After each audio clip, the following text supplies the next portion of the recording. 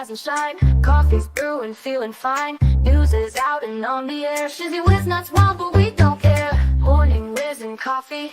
Talk the news, he's a tease. Laugh it off, we're on the go. Shizzy Whiz nuts, start the show. Let's go.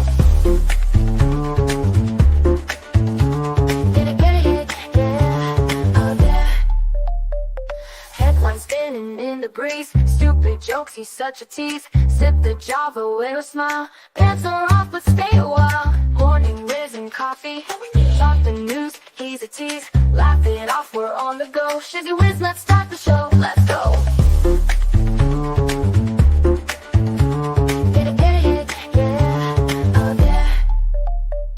Headlines spinning in the breeze. Stupid jokes, he's such a tease. Sip the Java, wear a smile. Pants are off, but stay a while. Morning Whiz and Coffee.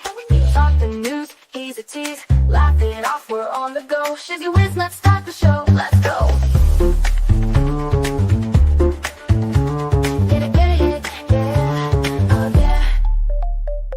Serious is overrated. Every day we're caffeinated. Talk the town, but in a jest. Morning Whiz is always best.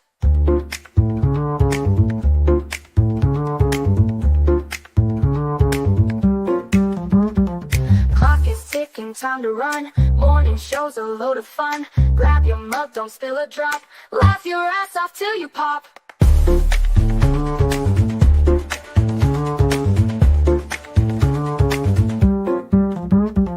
Clock is ticking, time to run. Morning show's a load of fun. Grab your mug, don't spill a drop. Laugh your ass off till you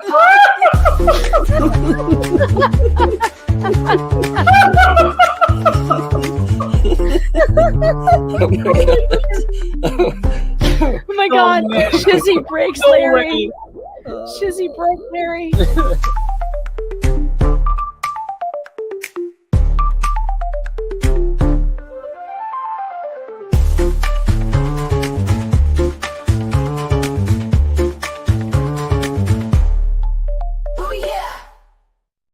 Good morning, everybody. Good morning. Good to see everybody. Yes, Debbie Webb, Patrick W., Roxanne, Heidi, Jack Hooper. Welcome. I've never seen you here before. Welcome. Sharon Kobach, Jem. Good morning. Oh man, what a stormy. How you doing? It is going to be another beautiful day. We're here for it. It is going to be glorious. Why? Because, well, shite, man. We got ourselves a new president-elect. And it's so much that they can't even go against it. Like they're just failing in so many ways of trying to bring it down. Hey, morning, Volstorm. Craft with Nightingale. Nice to see you this morning. Oh yes, thank you. Happy Veterans Day. And it deserves a lot of seriousness. It really does. That's the thing about it. It does deserve some serious. We'll get to that. We will get to that. It's another day, another beautiful dollar. Here we go. $1 to interview her in September. $1 million. Now, if she thought she was saving democracy, she should have done it for free. Kamala scared donors by calling Trump a dictator, got $1 billion, then just gave it to her friends and blew the rest on being a diva. Kamala went on a podcast, remember Call Her Daddy, but she didn't want to go to their studio in LA. So she made the host fly to DC and used campaign cash to build a fake set in a hotel room. She spent more than $100,000 to build it. That set, see it? 2 chairs, a coffee table, and a bookshelf. That's 6 figures. Now, we looked at the set. We probably could have done it for around $6,000. Yeah. That's without labor. But where'd the rest of the money go? We don't know. So she's still trying to soak folks for cash. 24 hours after the election, on Wednesday, Democrats got a text from the campaign. Urgent. We need help. Donate now. Help with what? You lost. This is how she's going to spend her donors' dollars.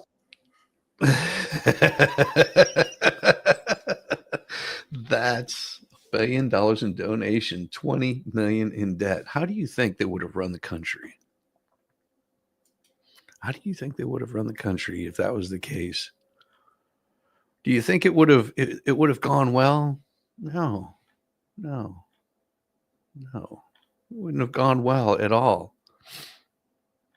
It would not have gone well at all. It would have been absolutely ridiculous. But I can't play that because they're smart enough to play music in the background. Doggone it, it was so good too. It's so bad that I can't even show it. The pain, the suffering. There's so much here. I can't even begin to show you guys how much salt is in those tears. How much salt is in those tears? Because there is so much. There is so much. One of my favorites that I'm still waiting for. I'm still waiting to happen. And I think I know where the campaign money went to. It went to this right here. How do you feel about the specter of a second Trump administration? I will move. Well, I can't please. live in this country if Oh. he became president. So Please where do. would you go? Where would you go? If you're not Probably to American? England. Mhm. Oh, I like England. How do you that sounds wonderful to me. That sounds wonderful to me. Good morning. How you doing, just me? Good to see you, Winks. Good morning. Good morning. Yeah. If you're not liking it and you really feel the need, you can always roll on back to where you belong. So far away. So far away. It is driving them up the damn wall. It is driving them up the wall. Why? Good morning. Alina Lee, thank you so much. She's been a member for 1 month. She's freaking out because she will be persecuted for treason soon. Yes. Yes. Oh, so persecuted.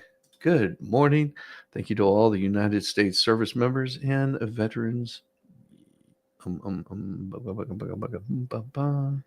know what the rest of that means, but thank you. Thank you so much. Thank you so much. Yes. Why is Colbert acting like he's a serious journalist? He's never serious. And the thing was he was awesome on the Daily Show with Craig Kilburn, because that's what I remember the Daily Show being. It was fun. Comedy was comedy. I mean, they've taken away comedy so much out of everything, where it's become just not even slightly humorous. And I bring this to, my lovely wife was trying to show me something that she thought was funny, and I was watching it and I was like, I'm not finding that funny. It's just like, she's laughing, going, ha. I'm like, I mean, is there some inside joke I'm missing or something? And it wasn't funny at all. Comedy is meant to offend. Well, and that's the thing. It didn't offend. It just, there was like no substance to it. I mean, fart jokes are always funny. They're just going to be, because everybody farts. So you're going to have a fart joke. People are going to laugh. There was nothing humorous about it or offensive or anything. It just was okay. Like stating the obvious and trying to find it funny it's odd to me. That I don't know. I'm old and decrepit, I guess. Well, we do have this right here, that round 2 in the matchup, Trump versus Mexico. Matchup looks ominous for Mexico. Oh Oh, so ominous. Mexico is facing a second Donald Trump presidency. A few countries that can match its experience as a target of Trump's rhetoric. There have been threats to close the border, impose tariffs, and even U.S. forces to fight Mexican drug cartels if the country doesn't do more to stem the flow of illegals and drugs. That's not to mention the mass deportation of illegals. Could do remittances, the money sent home by illegals that have become one of Mexico's main sources of income. Well, why do you think that is? Taking money away from the American people and sending it to Mexico. That doesn't sound like that's a good plan. But as much as this second round looks like the first round, while Mexico pacified Trump by quietly seceding his illegal immigration demands, circumstances have changed, and not necessarily for the better. Today, Mexico has in Claudia Sheinbaum, a somewhat stern left ideologue, as President Trump is not known for handling such relations well. It makes no matter on them. Mexico is not happy. Anyone interested in fancy mink fur coat? Jeez. I'll give you what you want. The two went Manuel Lopez, because both transactional view of politics. You give me what I want, I'll give you what you want. Yeah, I think the left is still salty for tearing up the NAFTA. Yeah, that was one of the things that Trump did. He tore that thing up. He said, no more. This isn't right. This is not a good deal for the United States. But while Lopez Obrador was forced to give and talk politics of the often corrupt former ruling party, the Institutional Revolutionary Party, or PRI. That's really weird that it's the Institutional Revolutionary Party and they call it PRI. It would be IRP, right? Or unless it's the Party of Revolutionary Institutionalization. Okay. Sheinbaum grew up in a family of leftist activists, who, go figure, who got her political experience in radical university student movements. Oh, that's what you want. That's what you want. You want radical students. Just imagine Greta Thunberg or whatever her name is. Yeah, running your country. That's gonna end well. Yes, saying. Sheinbaum made a point of being one of the first world leaders to call Trump on Thursday to congratulate him after the election. But during the call, Trump did two things that may say a lot about how things will go. First, Sheinbaum said Trump quickly brought up the border to remind her that there were issues there. Okay, sounds like you want to do with your bordering country. Then he asked Sheinbaum to send his greetings to Lopez Obrador, with whom Trump said he had a very good relationship. That might suggest that Trump believes that Lopez Obrador, the new president's political mentor, is still in charge, a view shared by some analysts. No, he was letting you know who the boss is. That's what he was doing. Sharkuin said he believes that the fact that Sheinbaum is a woman and is from Mexico will be a very important challenge. How? It sounds like, sounds exactly what I was going to say. It sounds like a you problem. Shahrukh, really, who the fuck is Shahrukh? Who the fuck is Shahrukh? Not everything has changed for the worse. Cross-border trade has topped $800 billion per year. And U.S. companies are more dependent on ever than Mexican plants. Well, I know that, because where else are they going to get their weed from? Canada? But U.S.-Mexico trade agreement, or USMCA, is coming up for review, and Mexico has made legal changes that Trump could seize on to demand a renegotiation of parts of the deal. Yeah, because Biden was giving him everything he wanted. Sheinbaum suggested Mexico won't give in, even if backed into a corner, saying, we obviously are going to address any problem and come up with dialogue as a collective process. If not, we're going to stand up. We're prepared to do that with great unity. Cool. We'll shut down all the plants in Mexico. Anybody that wants to do business with Mexico is going to pay a substantial amount of money. American companies bring those workers back to the United States. How's that? You want to see Detroit boom again? Why don't you bring Detroit back? That's right there is what happened to Detroit. It ate its own. Why? Because it was unionized. Why do you think they went to Mexico? Those big unions didn't have to pay those big unions. You want to bring American manufacturing back to the United States. Stop the collective bargaining.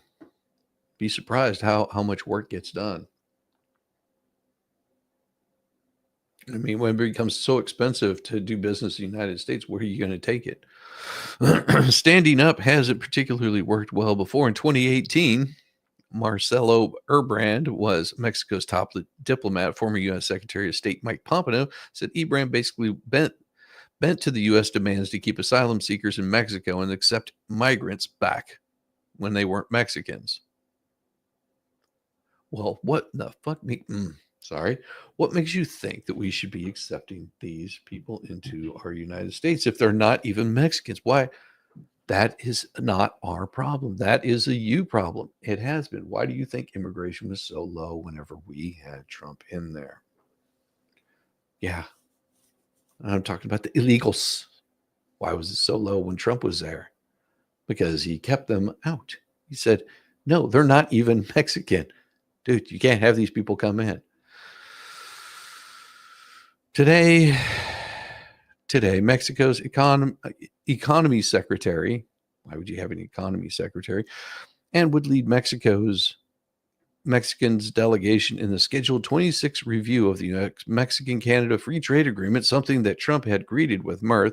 I've never seen anybody fold like that, Trump once said of Ebrard. Ebrard on Thursday downplayed any risk this time around, saying economic ties between two countries would keep Trump from closing border and imposing tariffs. Really?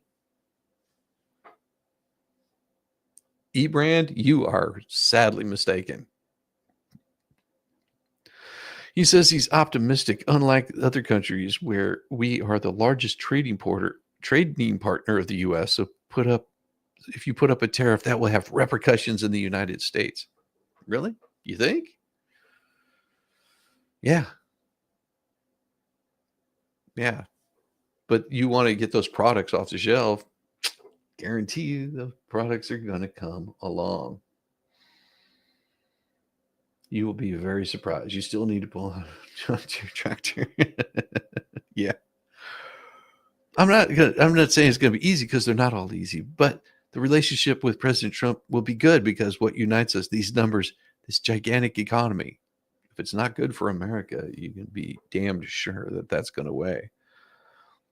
Mexico is looking at it through the lens of economic logic, the logic that the Trump campaign applies on immigration, illegal immigration.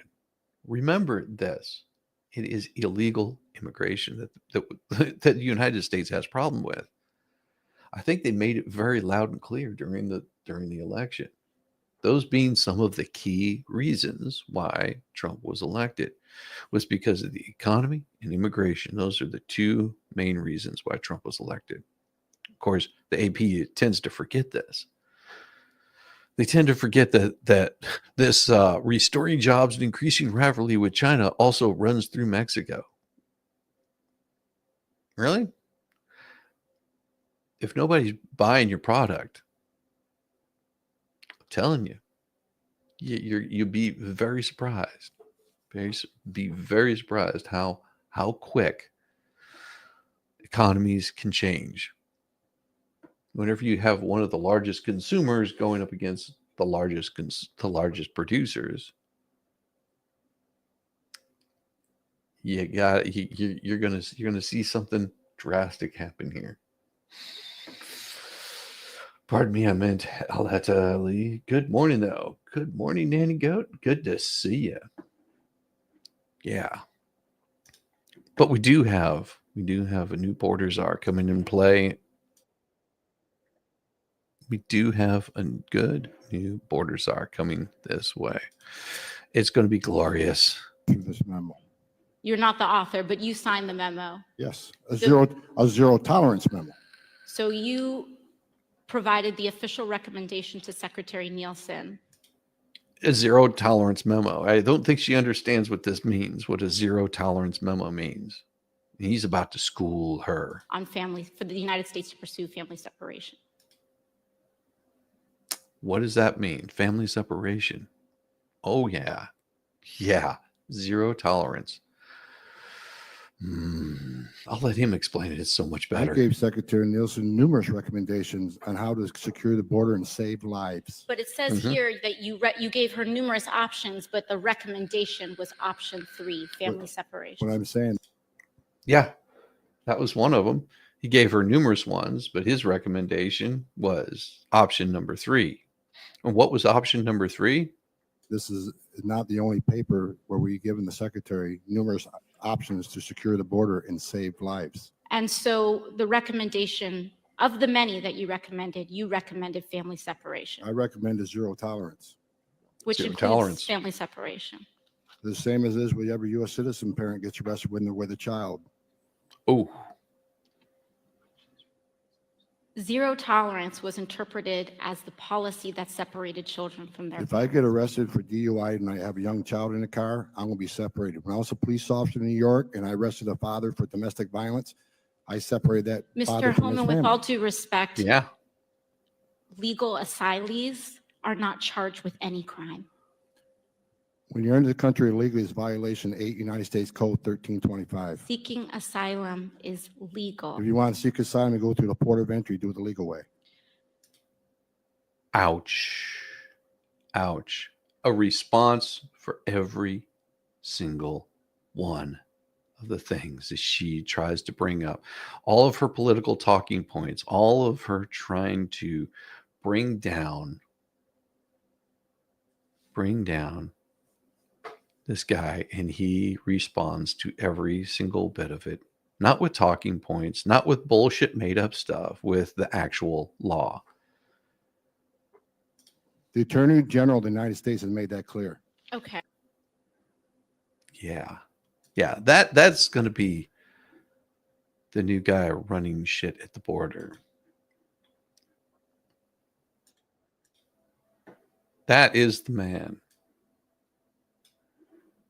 Oh, we got more of him. You were saying that. I wish somebody in Democratic leadership would say that out loud.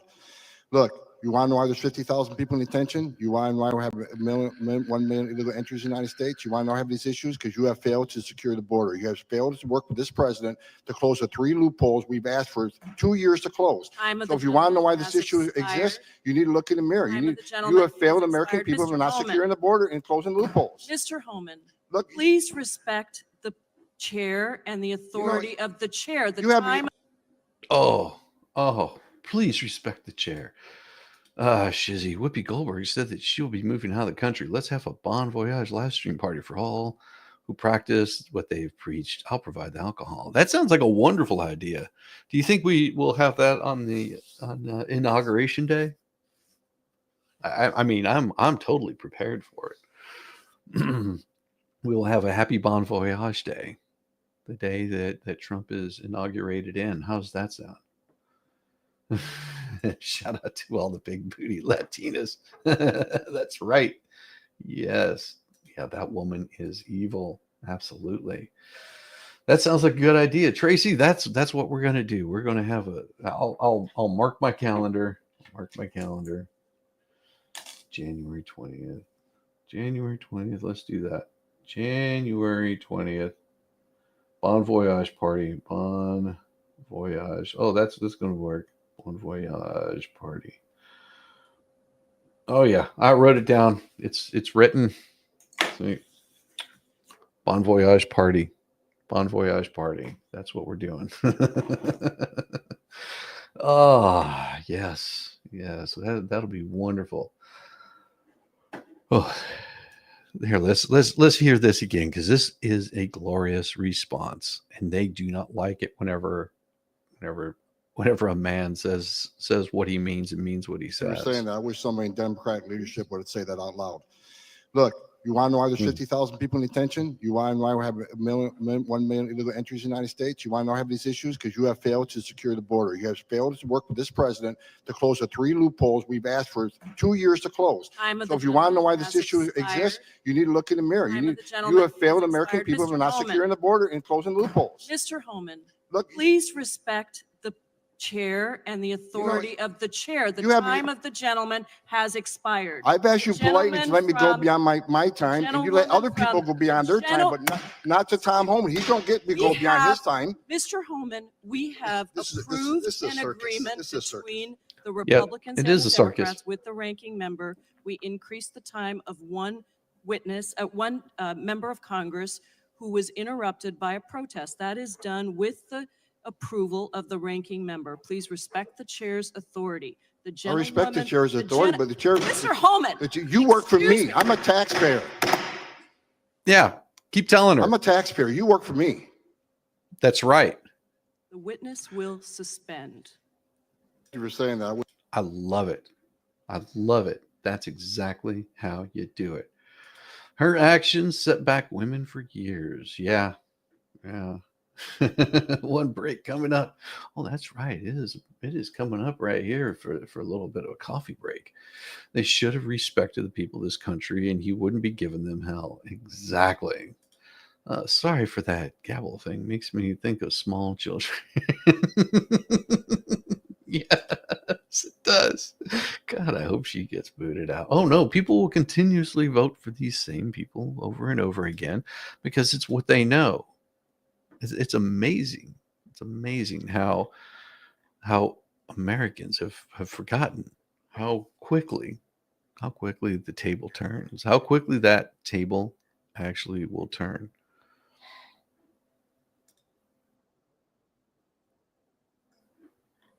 They will forget. They constantly are forgetting what the American people have to say.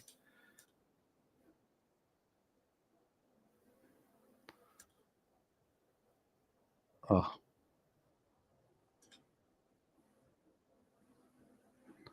Yeah. It is insane.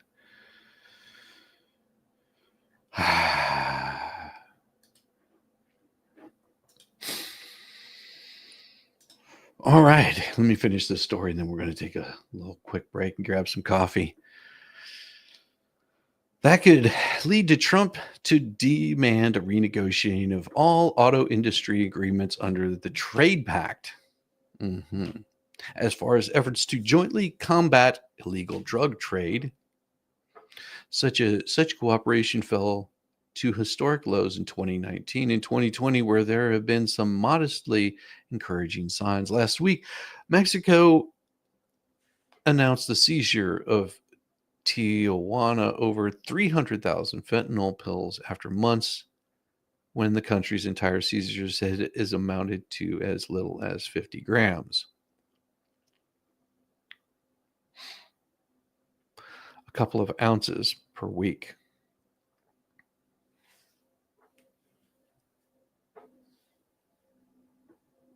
Last week, they found 350,000 fentanyl pills, but for the prior 3 years, they hadn't found jack squat. Amazing, huh? Scheinbaum, who took office October 1st, also appears to be tactically abandoning Lopez Obrador's strategy of not confronting drug cartels.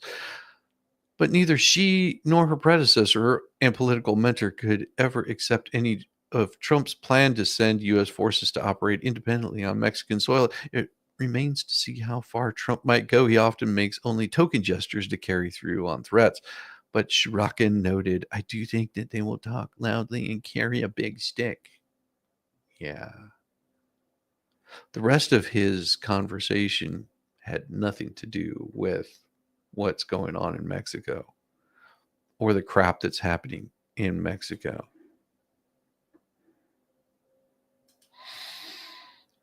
And then we have this. So give me just a couple of minutes. We'll be going and getting some coffee, and we'll be right back to it. See you in just a couple of minutes.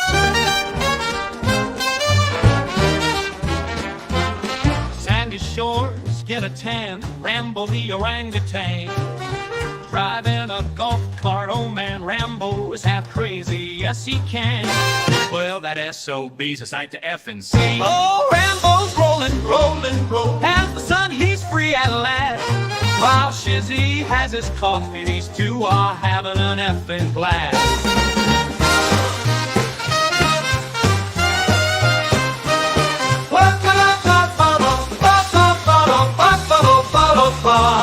Whoa, Rambo's rolling, rolling, rolling. As the sun, he's free at last. While Shizzy has his coffee, these two are having an effing blast. Shizzy on the dunes, coffee in hand. Rambo is a loon, and Shizzy is, well, that is too dirty to say here.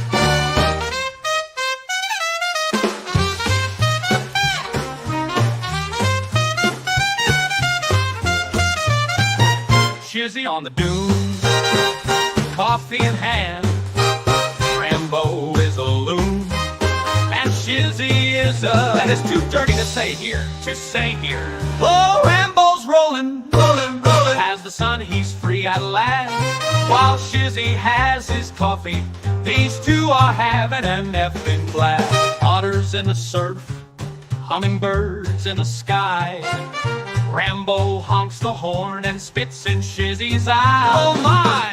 Oh, Rambo's rolling, rolling, rolling. As the sun, he's free at last. While Shizzy has his coffee, these two are having an effing blast. Oh, Rambo's rolling. Rambo takes a turn, driving to the way.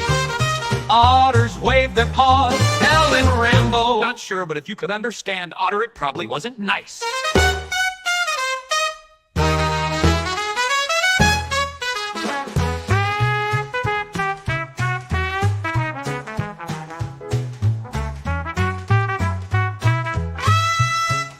Rambo takes a turn, driving to the waves.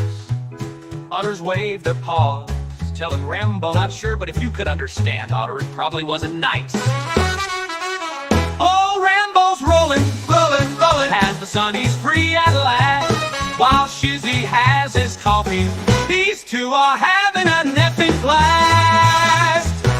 So here's to Rambo, otters and hummingbirds by the edge of the ocean. And Shizzy, well, he might just be there too.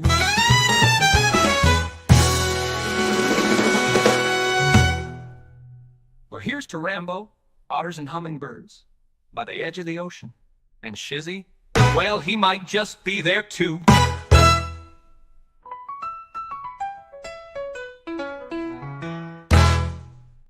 Oh, yeah, and we are back. So, New York AP, President-elect Donald Trump says Tom Homan, his former acting ICE director, will serve as border czar for his incoming administration. I am pleased to announce that the former ICE director and stalwart on border control, Tom Homan, will be joining the Trump's administration in charge of our nation's borders. I am pleased to announce that he will be doing this. Thank you.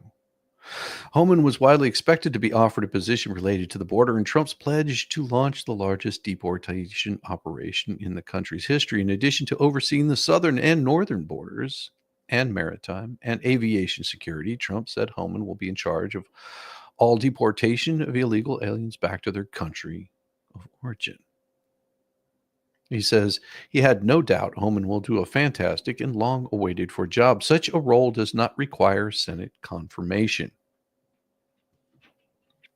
In an interview on Fox News Channel's Sunday Morning Futures, Homan said the military would not be rounding up and arresting illegals, and that ICE would move to implement Trump's plans in a humane manner.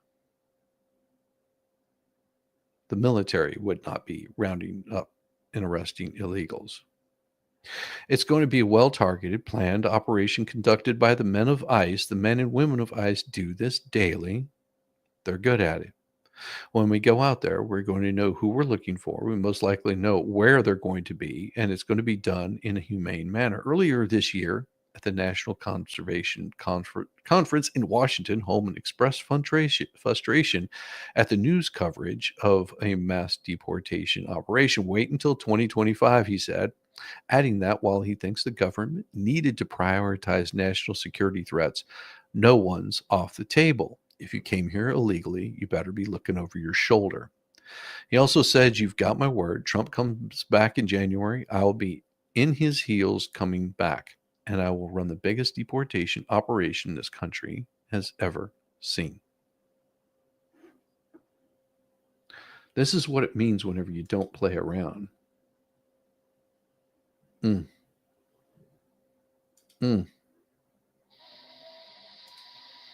This coffee is lovely.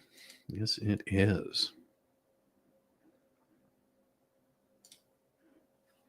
And the Democrats are freaking out over that. Why would the Democrats be freaking out over Trump coming in? Because their free lawn care service is going away. Kidding. I am kidding about that. But I will tell you, the time is coming where the left is going to have to answer for their bullshit.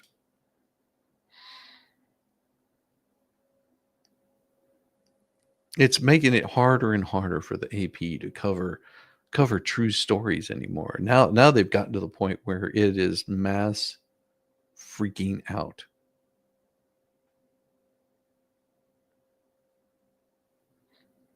Instead of talking about the wonderful things that Trump plans on bringing back into this country, they focus on crap like this. Fact Focus claims that more than 300,000 illegals are missing. Illegal children are missing. Oh, it lacks context. So let's see what their oh, there's that comedy again. It's just crumbs will be squandered again. Republicans, including former President Donald Trump, have recently claimed that hundreds of thousands of illegals who cross the U.S. border as children unaccompanied are missing. The criticized border policies of the Biden administration, Democrat presidential nominee Vice President Kamala Harris, Ohio Senator J.D. Vance, which is now the Vice President-elect, repeated the claim during Tuesday night's debate. We have 320,000 children that the Department of Homeland Security has effectively lost, he said, as he met Minnesota Governor Tim Walz. See, this is an old story, but immigration experts say the claims regarding missing children lack the significant context. Here's a closer look at the facts. The claim is that there's 300,000 unaccompanied children. The fact that this claim misrepresents information in an August report published by the Department of Homeland Security, which faulted Immigration and Customs Enforcement, or ICE, for failing to consistently monitor the location and status of unaccompanied illegal children.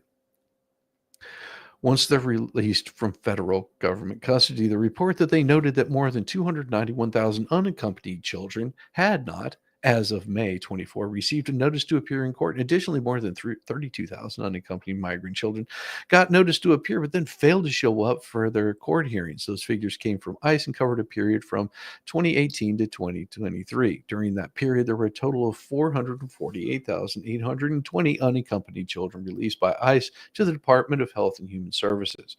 But experts say it's a stretch to refer to roughly 300,000 children as lost or missing. It's not a missing kids problem. It's a missing paperwork problem. So that's their context.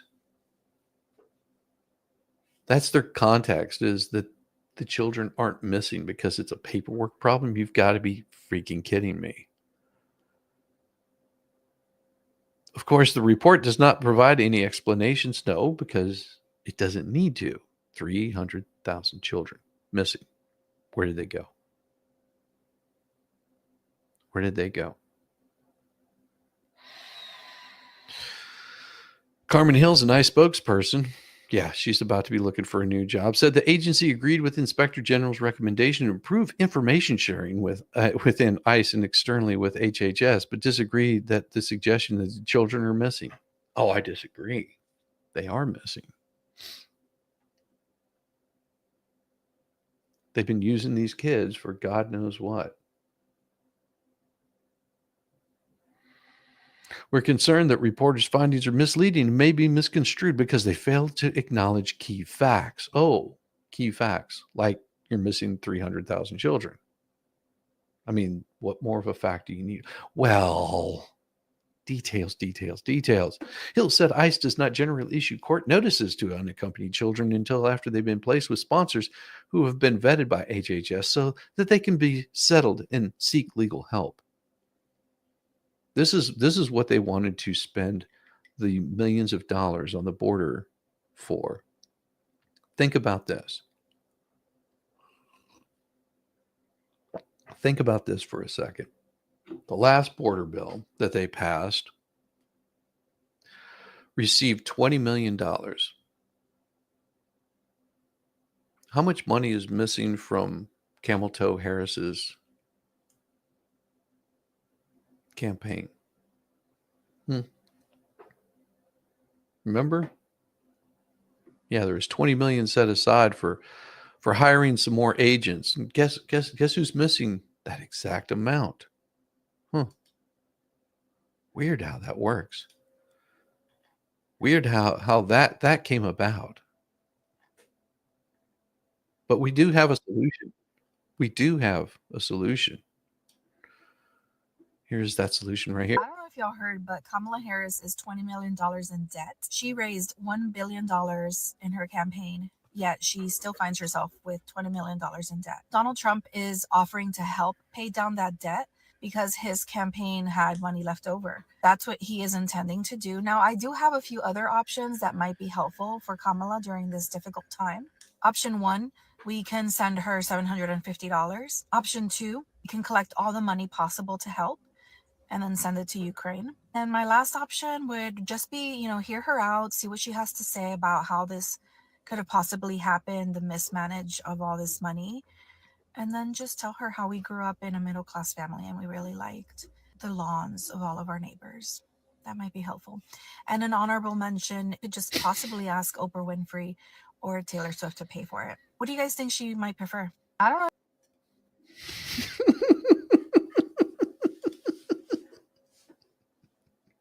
Oh, I wish that Donald Trump wouldn't help her. Oh yeah. Yeah, but you have to remember that these are the people that voted for Camel Toe right here. Well, it's happening. The family wants to know what I'm doing for the holidays. I'm going to be here with my dogs and my daughter, who is of childbearing age and now has to get an IUD at 17 years old. Let me break this down. She's going to be at home with her dogs and her children. But where's the husband in this situation? And so she's going to be at home with her dogs and her children. And at 17, she's worried about her daughter using birth control. Why would she be worried about her daughter using birth control? Maybe if Daddy was there, Daddy might crack the skull of any young boy wanting to go after an underage girl. Do you see there might be a reason why men being around might be a little helpful? But she's got this. Why does she got this? And I'm going to be here with my son, who is a political target. And her son is a political target. Maybe your daughter shouldn't be such a hoe. That's what I was thinking. Who's your daddy? But let's hear her out. Teach your child morals. Sweetheart, you can't teach morals if you don't have them. Nobody's going to shuffle needle thingy. Yeah. No, might be. If it was because she bought the celebrities to try and convince the nation, why don't they let her say it was for the country and not the money? Father's hiding from his horrible decisions. No, I doubt it. I would bet that she got the house and everything in it and got control of the children, and probably does this kind of shit to her husband on the daily. You can tell by her accent that she's just, I have got this. And that should really tell you all you need to know about why I'm not going to be hanging out with y'all for the holidays. So fuck off. Choke on your turkey. Bye. Well, that's why she's going to have her political spat, and this is why she's not going to hang out. Well, here's what I say to you. Here's what I say to you. Without the music, of course, right here. You can become one of these people right here with their little selfie sticks shaking their head, leaving America forever. So long, farewell. It's time to say goodbye. See ya. Go away. Go. Don't be this chick. Don't be this chick. Don't be this chick right here. You got to be fucking sucking my dick right now. There's absolutely no way that you're... I'm an election denier. I am now going to be a fucking election denier. You cannot convince me that many people that fucking hate Donald Trump, that piece of shit motherfucker, there's no way that he got the popular vote, he got the fucking House and the Senate and the presidency. It just doesn't make any fucking sense. It really doesn't. Well, he didn't. He got the popular vote and the presidency. That's what he got. Because he had no control over people's votes for the House and the Senate. Only action he could control was himself. Only action he could control was himself. The salt, I mean, if cars could run on salt, it would be glorious. It would be glorious.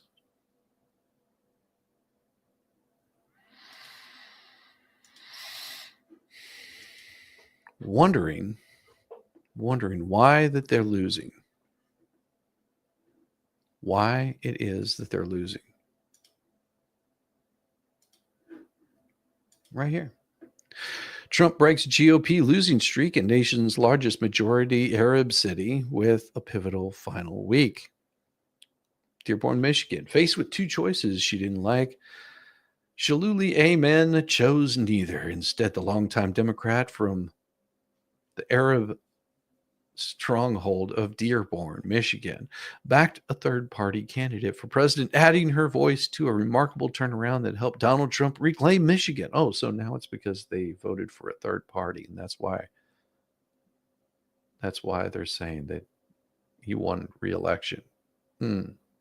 Oh, the salt flows thick with these people. In Dearborn, where nearly half of the 110,000 residents are of Arab descent. Here's the thing. It's because you, the Democrat Party, have separated and segregated people so much that there's no cohesion among your party.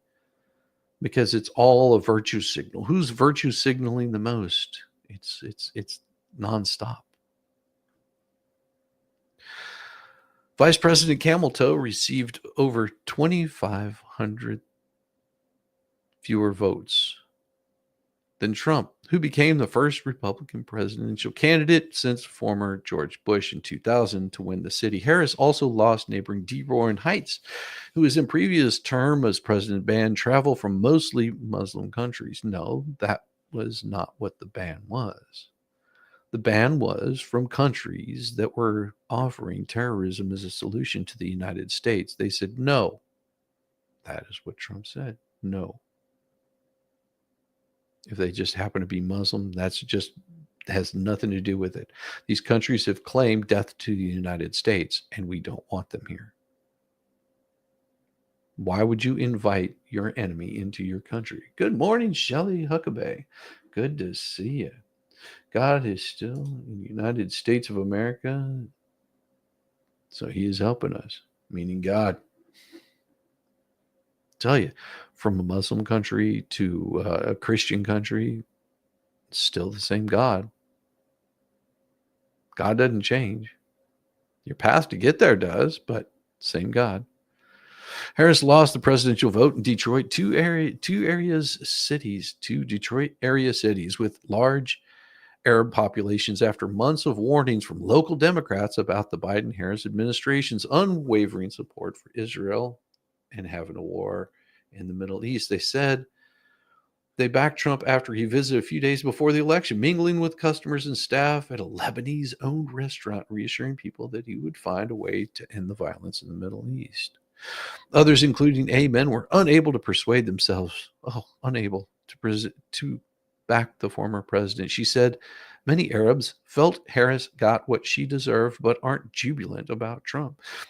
Whether it's Trump himself or the people who are around him, it does pose a great deal of concern for me, Amen said. But at the end of the day, when you have two evils running, what are you left with?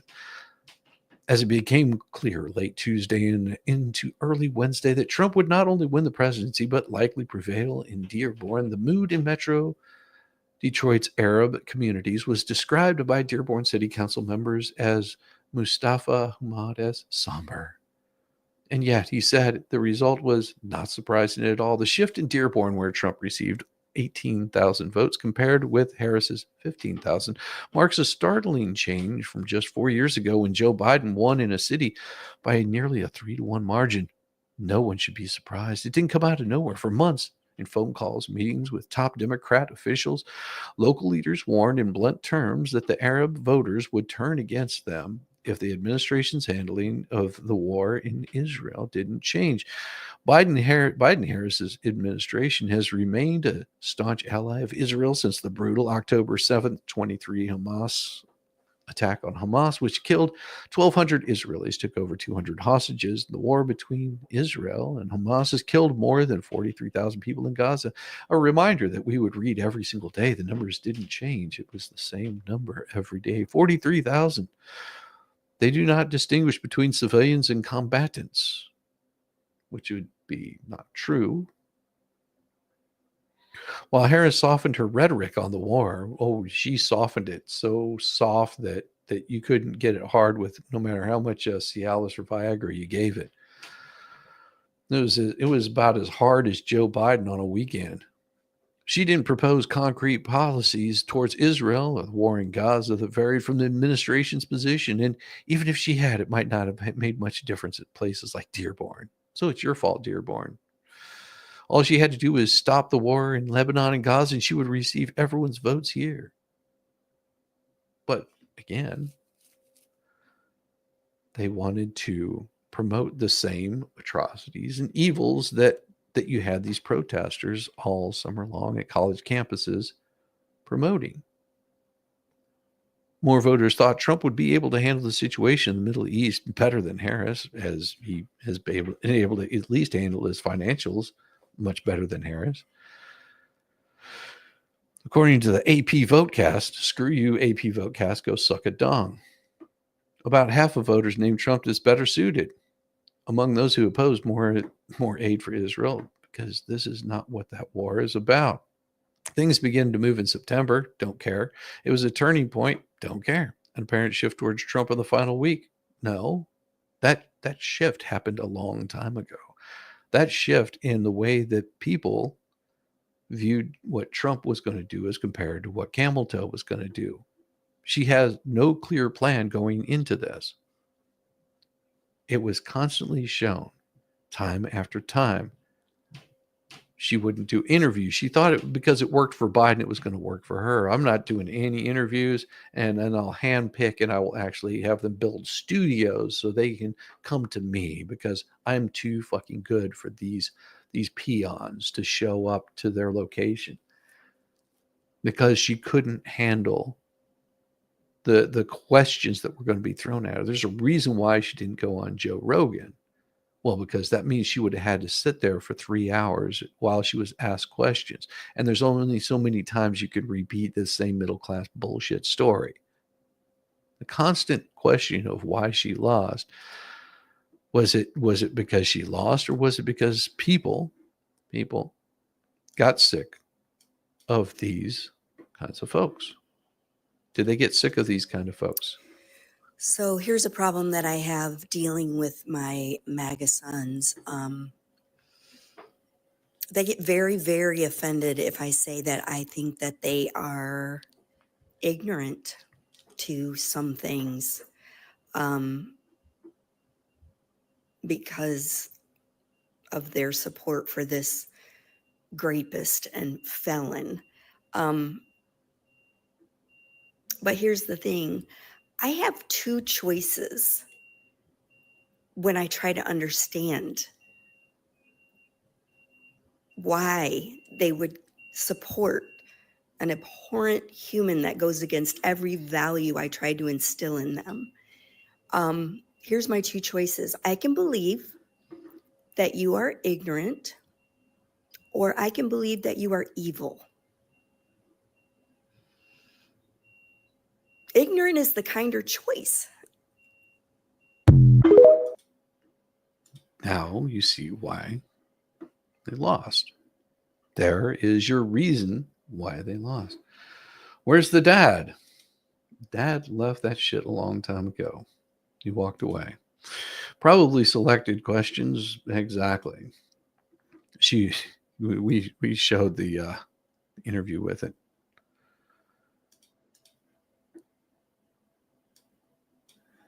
There you go. You know what?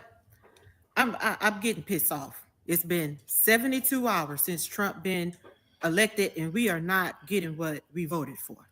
We're not. And I'm pissed about it. I'm pissed because I could have sworn that these celebrities and these women on The View and all these places said that if we voted Trump in, that they was going to leave the country. And now I saw that the View, they showing up in black dresses just to mourn the president election, Trump being elected. That is not what y'all promised us. Y'all said that if we voted for Trump, that they will leave the country. And y'all ain't boarded a plane yet. And I'm getting frustrated. Trump, you got to do something about this, because I thought our vote was going to count. We did vote for that. That's what they not understanding. We voted for y'all to leave the country.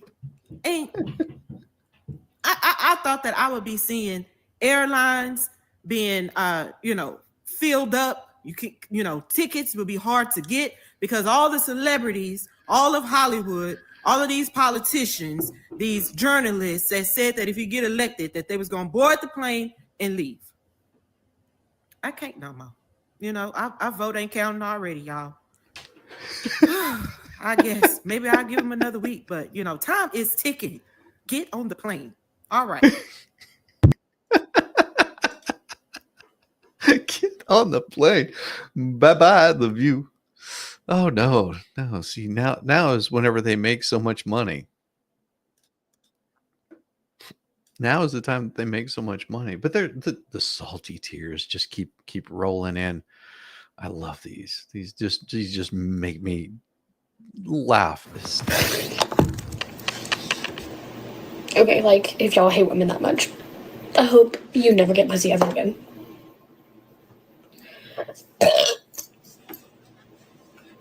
Like, y'all hate us this fucking much?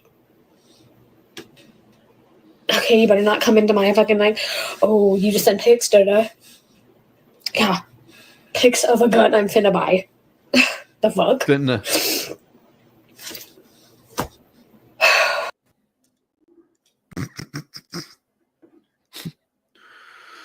Oh.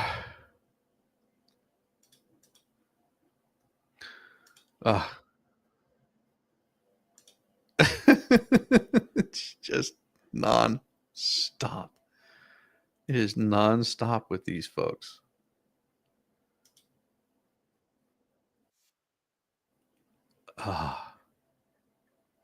It just drives them up the damn wall. It drives them up the damn wall. This is one of my favorites. You love this. I just saw a post that proves Trump's homophobia. And I hate to say the left was right again. It's literally only been 3 days, and they've proven me wrong twice already. Trump set to ban gender operations for minors in all 50 U.S. states and vows only to recognize male and female as the two genders. Absolutely insane. How do they think this is homophobic? As a gay, I completely fucking agree with this. Leave the kids alone. When I was a kid, I wanted to be a fucking cat. I wanted to be a cat. I dressed like a boy. I still dress like a boy. I am a proud gay woman who likes other gay women, specifically my wife. So the left, since you're here, spare me your bullshit. Because you know what? Thank God I grew up in the 90s, or else I would be a fucking botched boy right now. When all I want to do is be a woman who loves other women. This is not transphobia. This is not genderphobia. Get the fuck over it. Welcome to America. Welcome to anti-woke America. We're not doing this bullshit anymore. And I will be the fucking spokes-lesbian of this fucking campaign. Love her. That's beautiful. Like, done with it. Done with it. Done with it. They've said this over and over. Done with it.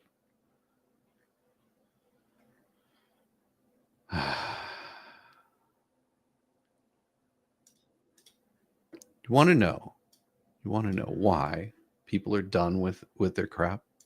Just this reason right here. This is beautiful. I think nothing highlights the death of the movie star, the death of celebrity, than what has happened over in America. As if you do have somebody with basically every celebrity endorsement you could possibly imagine. And I mean, I'm just going to keep talking for a bit as I scroll. We're maybe 20% down the page at the moment. In fact, I'm just going to start dragging it down so we could scroll by it far past the speed. We're now halfway down the list of celebrity endorsements. As we keep going at speed, the people just flying past. You can't even count them, barely see their picture, and yet we're still scrolling all the way down. When you get that many celebrity endorsements, one of which came from over here and yet still thought he should tell people what to do, then I think we can safely say that the celebrity endorsement has lost its power. Hey, jumping on the call. Whoa. I think you mean assembling. I said assembling. I think nothing highlights the death of the movie star, the death of celebrity, than what has happened over in America. I love it. Maybe Trump could come over when he's got a bit of time and help your leaders as they need some help. A lot of help. Oh, things are on the change. Things are on the change. Yeah. It really saddens me that there's still people concerned about Project 2025. And I think there's a lot of misinformation about Project 2025 that is causing people to be scared now that Trump has been elected. So I'm making this video to clarify some misinformation and misperceptions about Project 2025 so that you can make your own informed opinion about what to be worried about and what could go well over the next 4 years. And my hope is, even if you're not excited for Trump to be president, at least you can feel less scared and more safe. So first, what is Project 2025? Project 2025 is a 1,000-page document that was authored by the Heritage Foundation, which is an independent conservative think tank. In this document, there's about 700 different policy proposals, and it's really wide-ranging, talking about issues like abortion, immigration, the economy, and overhauling the government. This is not a document that was ever authored, written, read, or endorsed by Trump. And he's been very, very clear about that multiple times on public record, both in writing and on video. Here's some examples. As you know, and as she knows better than anyone, I have nothing to do with Project 2025. That's out there. I haven't read it. I don't want to read it purposely. I'm not going to read it. This was a group of people that got together. They came up with some ideas, I guess some good, some bad, but it makes no difference. I have nothing to do. Everybody knows I'm an open book. Everybody knows what I'm going to do. Like some on the right, severe right, came up with this Project 25, and I don't even know. I mean, some of them I know who they are, but they're very, very conservative. Just like you have They're sort of the opposite of the radical left, okay? You have the radical left and you have the Mhm. radical right. And they come up with this, I don't know what the hell it is. It's Wow. Project 25. He's involved in Project, and then they read some of the things and they are extreme. I mean, they're seriously extreme. But I don't know anything about it. I don't want to know anything about it. But what they do is misinformation and disinformation. Let me ask you about Project 2025. So you've publicly said that you don't have any direct connection to Project Nothing. I know nothing about it. And they know that too. The Democrats know that. And I purposely haven't read it because I want to say to you, I have no idea what it's all about. It's easier than saying I read it and, all of the things. No, I purposely haven't read it. And I've heard about it. I've heard about things that are in there that I don't like. And there's some things in there that everybody would like. Now, part of the problem here is no matter what Trump says, some people simply refuse to believe him. And that's understandable given Trump's tendency to exaggerate things and the media's propaganda campaign for the last 10 years to take so many of his comments out of context. So we're left at a bit of a quandary because, well, how do you prove a negative? If someone says something about you and you deny it, well, how do you prove that what they're saying is not true if you're saying that you're not going to do something? I mean, for an example, imagine someone started spreading a rumor about you at your workplace or at school. And then you heard about this rumor and you kept on saying, no, that's not true, but people demanded that you proved it. Well, it's really hard to prove that you're not something, but I can at least point you to some facts that will help you with maybe at least doubting the veracity of some people's claims that Project 2025 is Trump's plan. The first thing to look at is, well, Trump explicitly has a plan, and it's called Agenda 47. And it's not hidden somewhere. You can literally just go to his website, donaldjtrump.com, and see it. And on that site, there's a written policy document that explicitly details exactly what Trump plans to do. And there's also a video page where you can see in-depth breakdowns on all of these policies. The other argument that people make is, okay, well, even if Trump really isn't the author of Project 2025 and has never read it and has had no direct hand in it, well, there's people around him who have been involved in it.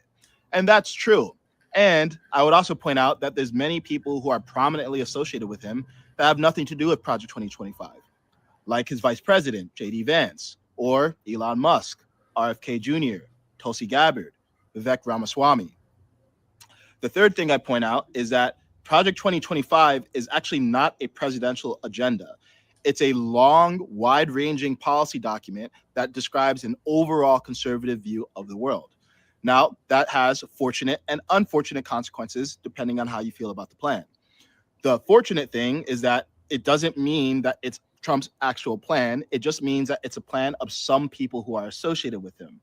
Unfortunately, it does mean that, yes, there are some areas of the plan that generally overlap with Trump's own agenda. Exactly. But there are also things in there that at least indirectly, if not outright directly, conflict with Trump's own Agenda 47.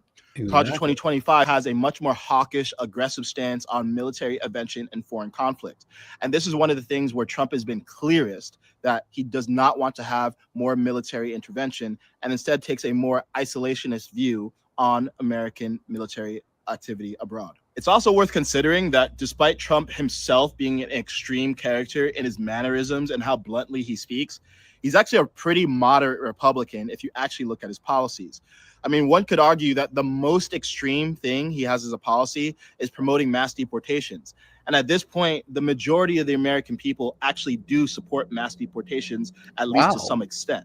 Isn't that Trump odd? himself is not a very far right-wing guy. He's actually a pretty right-of-center individual who himself used to actually be a Democrat and used to be an independent before he finally became a part of the Republican Party.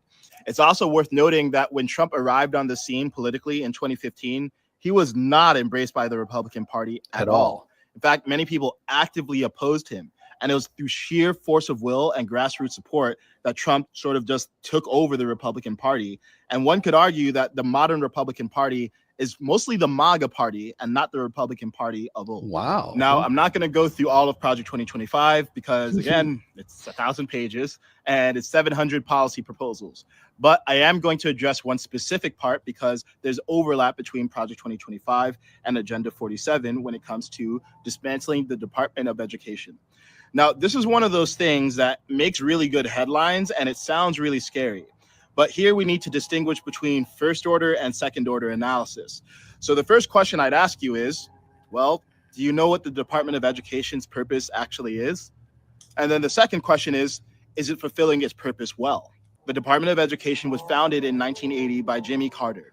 And the point of it back then was to standardize education practices across the United States, especially to prevent discrimination, which was a big deal at the time.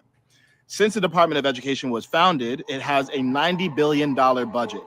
And despite the amount of money being spent on education in the United States going up year over year, the results that we're getting are going down, and it doesn't seem to be correcting that trend.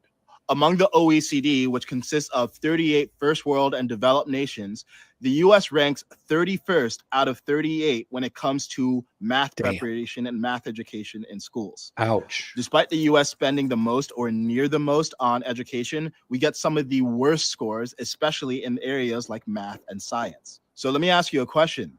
If we're spending the most on education, but we're getting some of the worst results, wouldn't we want a president who actually is looking into that and is considering dismantling the part of the company that is underperforming the most? And the argument for people who are pro dismantling the Department of Education is that we could take the $90 billion that we're funneling through the Department of Education and instead just give a lot of that money directly to the states, where the states who are lower to the ground and understand students' needs can more efficiently allocate that money. Now, on a personal note, it really upsets me that so many people are upset and afraid about the possibility of Project 2025. Because in my estimation, this is just a hoax, and it's something that political opponents of Trump have kept on pushing despite it not having direct links to Trump, because they know it's politically expedient. And that really saddens me, because none of these people seem to get held accountable because, well, we all have short attention spans. There's a 24-hour news cycle, and we forget where a rumor even started. So when that rumor is proven not to be true, there doesn't seem to be any accountability. And I would point out that these are the same people that said that Trump was colluding with Russia to win the 2016 election. You can even become the nominee, and you can have the election stolen from you. Can you win with Russian interference, though? That's a real what I'm thing. scared about in 2020. But rightly. Because I think he's an illegitimate president that didn't really win. So how do you fight against that in 2020? You are absolutely right. He's an illegitimate president in my mind. Would you be my vice presidential candidate? Folks, look, I absolutely agree. Trump didn't actually win the election in 2016. He lost the election, and he was put into office because the Russians interfered. The same people that to this day are claiming that Trump called white supremacists very fine people. Said that there were very fine people on both sides of a white supremacist rally. Look, you might disagree with Trump, and I think there's plenty of valid reasons to be concerned about the actual policies that he's actually authored himself. Yeah. And I leave you with this final question. There's been so much energy and dislike of Trump that it's been very easy to jump into the worst case scenarios about what his presidency can mean. But we consider all these Hollywood celebrities and all these politicians and the mainstream media and their incentives to have you believe anything that they say about Trump. Do you really believe that these people had your best interest in mind? Guy's based. Like, he breaks it down in so many different ways, and he's only scratching the surface. He only scratches the part of your brain that might be functioning.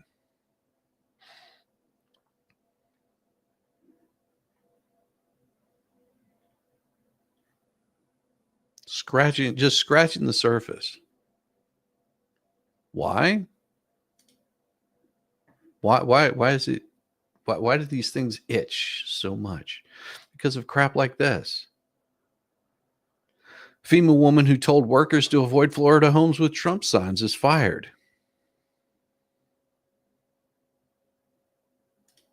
Why? Why did the Democrats lose again? Why did they fail so miserably? Why did they lose? I think there are a lot of families out there who don't believe boys should play girls' sports. They're not boys. No, I'm not going to no, listen to no, transphobia at this that's- table. I that's am not that's going to not the listen point to that you call a can- trans can- girl a boy. Are you gonna allow me to finish my explanation? When you use a word that's a slur, I'm going to interrupt. That's not how it is. They're not boys. They're not boys. They're not playing girls let's just softball. reset for I'm one. not going to sit there and Let's reset listen for a to that. second because, look, this is a really heated issue, right? No, it's and not. Sharmichael, I know you. I know that you understand that people have different views on this.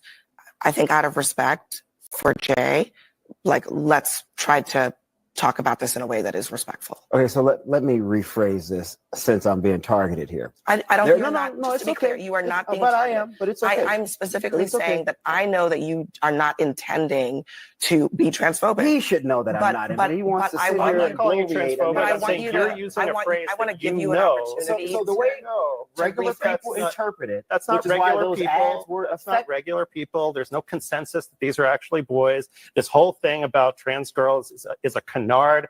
We're talking about a tiny, tiny sliver of the population. That may be the and we're case, using but that my point in to terms take of away its healthcare from effectiveness. thousands Just of people. hold on. Just get to your point. My point in terms of its effectiveness, regular people with children look at these things and they say, you know what, this is a bit too far. I do not agree with this. I don't like this. I think Democrats are going way too much to the left on social issues. They're uncomfortable with it. A lot of people believe that. A lot of families believe that. You may disagree with that reality, but that's why Republicans kept running those ads over and over and over again, because they saw the metrics suggested And that they were lying working. in those ads over and over again and using rhetoric like you just used, saying this is boys playing girls sports. But Which, first of all, we're talking about what's the 5 people language? in the What's the entire language country. you would prefer? We're talking about trans girls being allowed to play with the people who are in their gender. And if you don't believe, you don't have to listen to me. Listen to the American Medical Association, the American Psychological Association. This is why they This lost. this is not about the Guys, just This a is second. this is about trying. Tone deaf.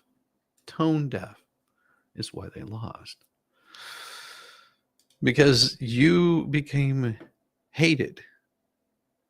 You became hated. Why? Why did he win? This right here. There's not going to be a President Donald Trump. That's not going to happen. Donald Trump will not become president. He's not going to be president. He is not, Donald Trump is not going to be president of the United States. Take it to the bank. Okay. I guarantee it. All right. I think if he becomes the president, he'll make it great because the states is already great. I think that man will be president of the United States right about the time that spaceships come down filled with dinosaurs and red capes. On that note, Tom, Take it Thank from you very me. How much. about that? Cheers, Tom. My pleasure. And then, of course, there's Donald Trump. Donald Trump has been saying that he will run for president as a Republican, which is surprising since I just assumed he was running as a joke.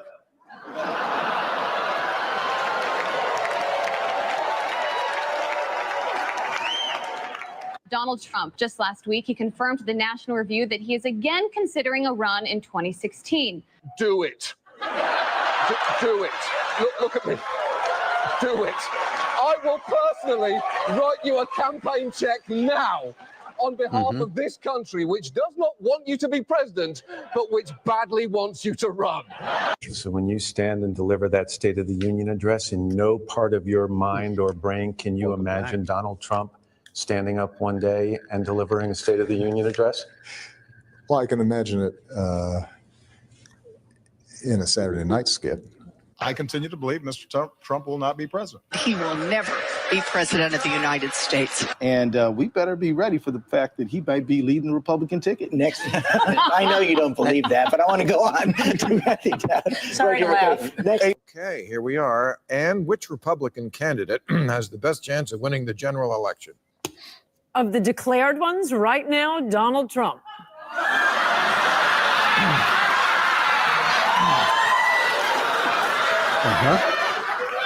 And so, right now, Mr. Trump, to answer your call for political honesty, I just want to say, you're not going to be president, all right?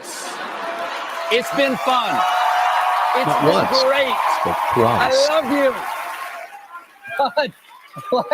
But come on, buddy. All, let's say, cow poo-poo aside, there is zero chance we'll be seeing you being sworn in on the Absolutely. Capitol steps with your hand on a giant golden Bible. I'll make a prediction, though, for you. And I don't really get into predictions much, but this one I'll go way out on a limb. Donald Trump will never, ever be president of the United States. That Trump should not be in this race. He's an absurdity. He is a travesty. Donald Trump will never be elected president of the United States. Wow. Donald Trump is a here today, gone tomorrow candidate for president of the United States. Donald Trump is not going to be president of the United States. Ever respectful of the fact that the people have not voted, he's not going to be president of the United States. Let's be clear. Donald Trump will lose the election. I mean, he had a really good chance to be different and really have a chance to change things, but he doesn't do the work. He's lazy. We talk about him every day, and we continuously bash him. He's not going to be the president. Don't worry about it. Exactly. And we're coming to a point where if you're Hillary Clinton, you're honestly probably starting to think about not just whether you will win, but how big your win will be.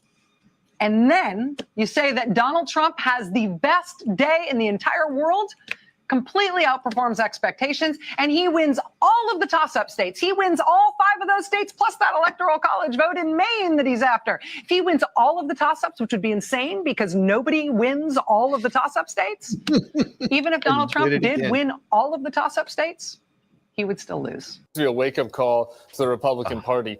Despite Boris thinking that Donald Trump could win New York, like this, the presidential race is over. Could I just cut through? I have one thing to say, one thing only. And that is that this race is over. Tomorrow morning, the money will dry up. The Republicans will start to hide. Trump has no place to go. This race, effectively, as of tonight, is no longer a presidential race. I mean, everything I know about presidential politics, and I've been through 5 of them. I've never seen one like this. This race is over. You might as well accept it. And the question now is, how do you minimize damage? And the only way you can do that, it seems to me, is to try to grab hold of some old conservative value things and do what Mondale did in '84, which is try to save a few people down ballot. But as far as Donald Trump's concerned, it will never, ever, ever happen. President Obama will go down as perhaps the worst president in the history of the United States! Exclamation point at Nope, Joe beat him on that. real Donald Trump. Well, at real Donald Trump, at least I will go down as a president.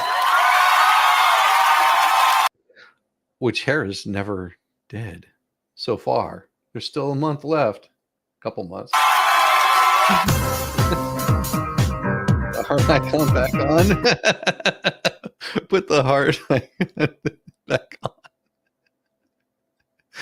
Oh, put the heart icon back on. No, I keep that off because it messes with my mods.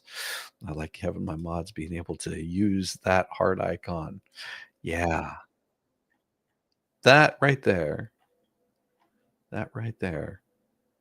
is what sent them over the damn edge. Thinking that they would win this. Oh, it was going to happen. It was going to happen so fast, so quick. But it didn't. Why? Because the people he surrounded himself with. Here, look at this guy. You know, Trump's main campaign platforms, one of the main things that he talks about, and of course, I think he learned in some ways the hard way during his first 4 years in office, is the president recognizes that if you have people in your government who you tell to do something and they disobey you, that's not like checks and balances. They're part of your government. The check and balance is the House, the Senate, the judiciary, right? If the people in your own government aren't obeying you, you have got to get rid of them and replace them with people who are responsive to what the president is trying to do. If you don't have that, you don't have a real democratic You've got to be a nut cutter because that's the system at stake. That's right. That's democratic control. How do voters have any control over their government if the people they elect have no control? That's exactly right, man. And again, it's we have to sort of remind ourselves that it's real people who suffer because of this, right?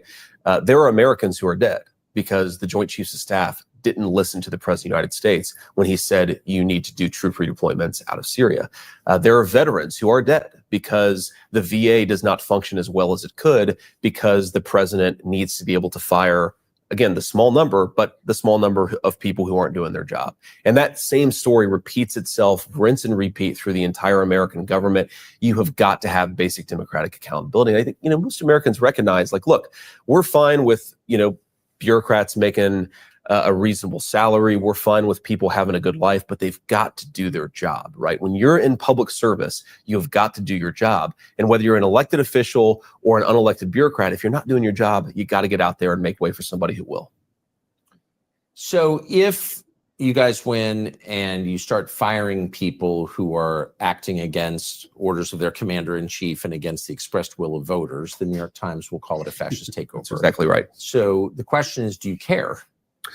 Well, I think we have to not care. Now, you have to care about public opinion, of course, because you have to actually make the case to the American people. But if you're acting on behalf of the public, you have to say, look, it's what's so funny about it is it's the opposite, right? Real democracy is when the elected leaders the voters elect actually make the decisions of the government. Right. But fascism, if it's anything, it's that the voters don't get any say in how their government actually operates. So I think you have to do it. And look, man, I've been in politics all of 2 years, but there are all of these really subtle ways in which the media, the tech sector, the people who call the shots try to manipulate the American public and manipulate political leadership into not doing the things the American people actually want. So here, let me give you an example. Mark this down. I guarantee in 18 months or so, we're going to have, this is going to be prophetic. So right now, according to public opinion polling, 65% of Americans, give or take, support mass deportations, meaning 25 million people here, you've got to send some of them back to where they came from. Okay, that's a common sense issue. 2/3 of Americans, give or take, support it. In 18 months, there will be media stories and there will be public opinion polls to back it up that actually Americans do not support mass deportations, that Donald Trump is doing all of these terrible things and he has to stop. It's inhumane, it's evil, and the American public don't support it. The same people who put those public opinion polls together are the same people who say, for example, that Donald Trump was going to lose Wisconsin by 17 points. Remember that? 3 days before the 2020 election, Donald Trump was supposed to lose Wisconsin by 17 points. And set to the side all of the debates about what happened in 2020, Wisconsin was basically a tied election.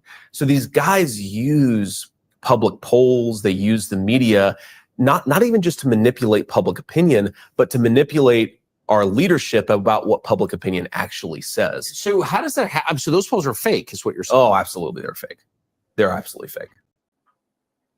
Did I tell you wrong? And the Army's answer to lack of recruits is a prep course to boost low scores.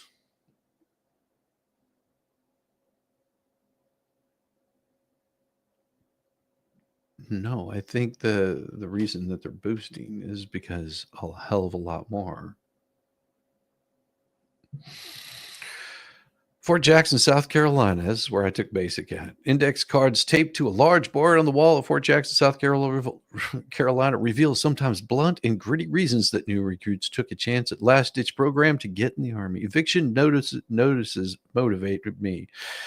One said others talking about getting free college, a good job, a way to better themselves, known as the Y Wall. The board is meant as an inspiration for the recruits who could not meet the Army's physical and academic standard tests, so they went into the future soldier prep course. It provides weeks of instruction to help them bring up their scores, which is what our schools should have been doing in the first place.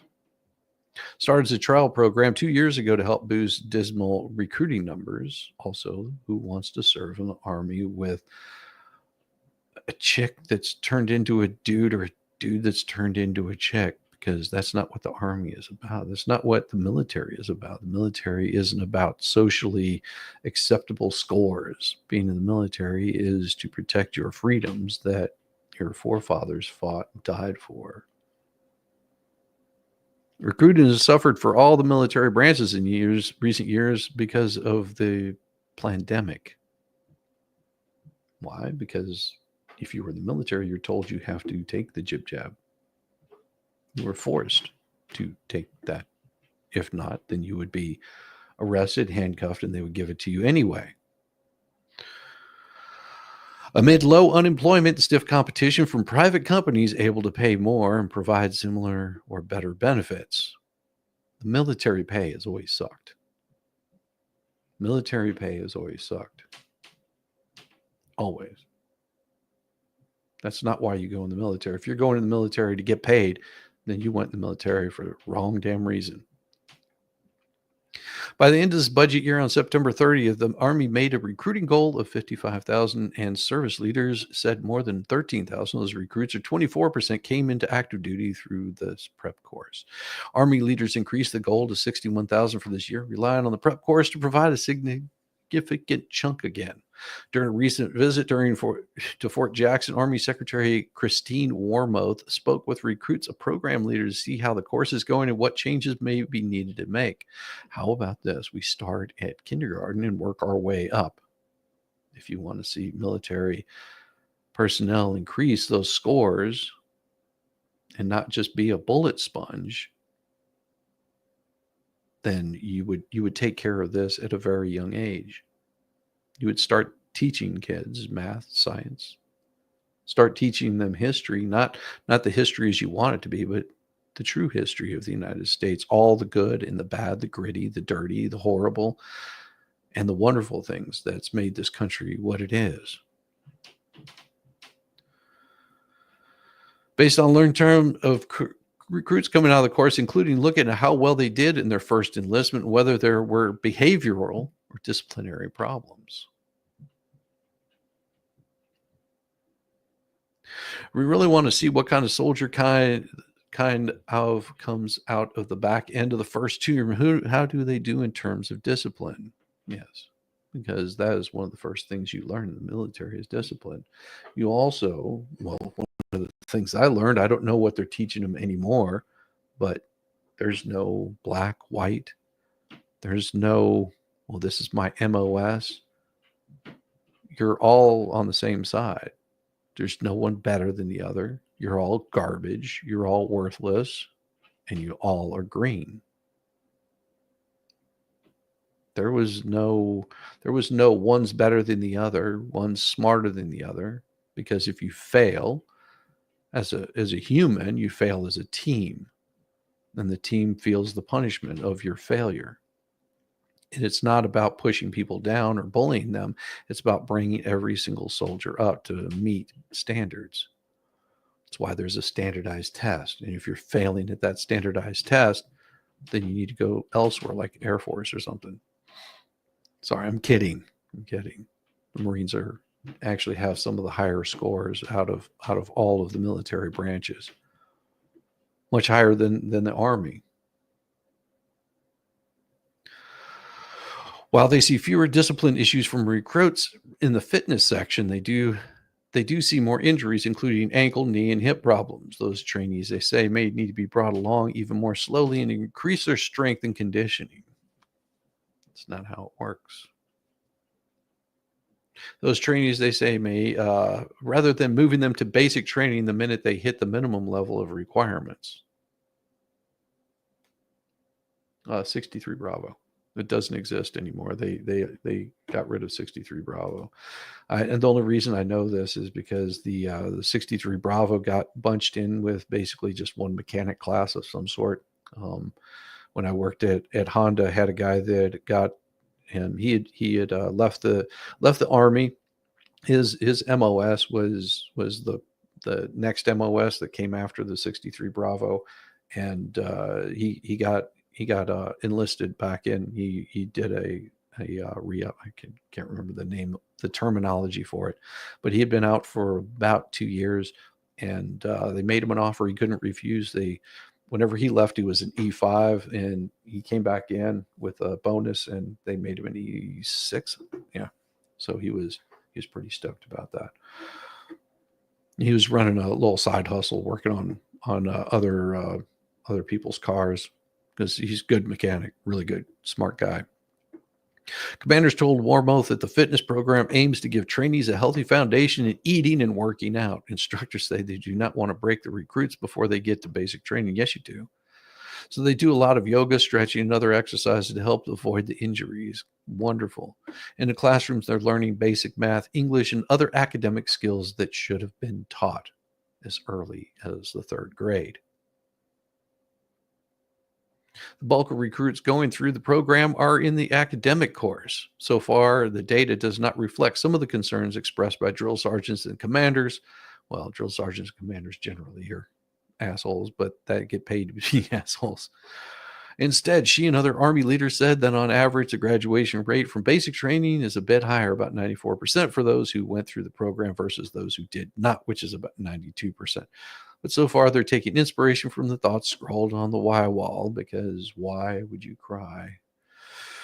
The company, the bright yellow sign atop the board tells recruits your why will keep you going even when you want to quit the most. The answer for many was they had something to prove to themselves and others. I joined the Army because my family thought I couldn't accomplish anything in life, so I had to prove them wrong. One said, another wrote, I want to show my family I'm worth something.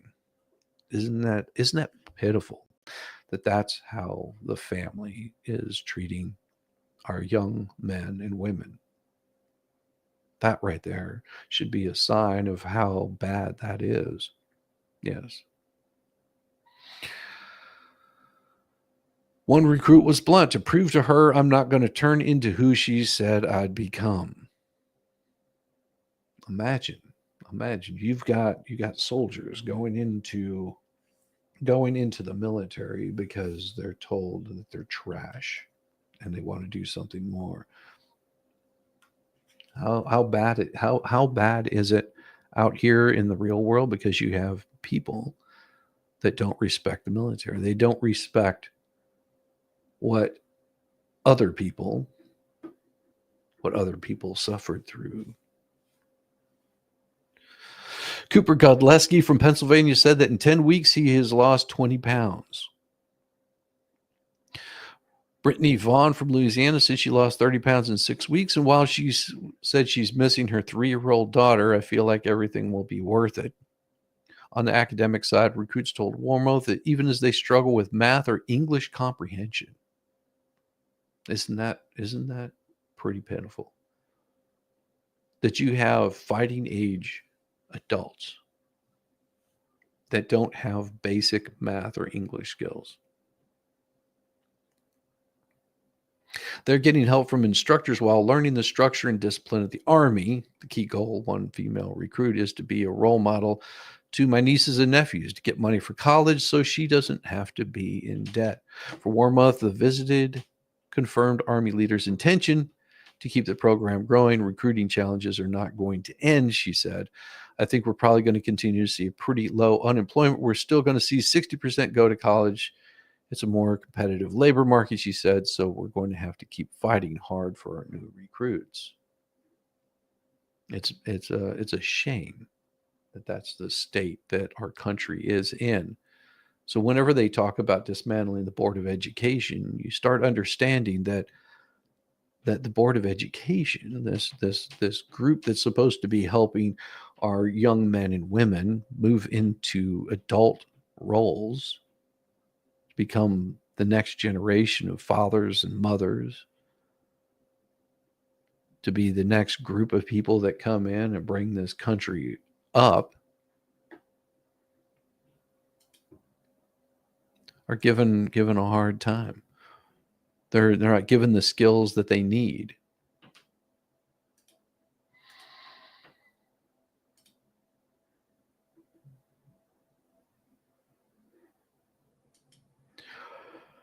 Trump pressures candidates for Senate GOP leader to fill his cabinet. Days before Senate Republicans pick their new leader, President-elect Donald Trump is pressuring his candidates to change the rules and empower him to appoint some nominees without a Senate vote. I don't see that happening. John Thune of South Dakota and John Corn of Texas and Rick Scott of Florida are running in a secret ballot election. Secret ballot election. Well, if it's such a secret, then how come everybody knows it? Or how do you know it if it's supposed to be so secret? Wednesday, to lead the GOP conference and replace longtime Mitch McConnell, who is stepping aside from the job after almost 2 decades. Thank God. All three have courted Trump's support in the race, vying to show who is the closest to the president-elect as they campaign to become the majority leader. Trump has not endorsed the race. Amazing how that works. But on Sunday, he made clear that he expects the new leader to go around regular Senate order if necessary to allow him to fill his cabinet quickly. He can only fill the people in his cabinet that he's allowed to. He's not going to be able to get special appointments. He can fire whomever he wants to. He can hire whomever he wants to. Trump said that the next leader must agree to allow him to make appointments when the chamber is in recess, bypassing the confirmation vote.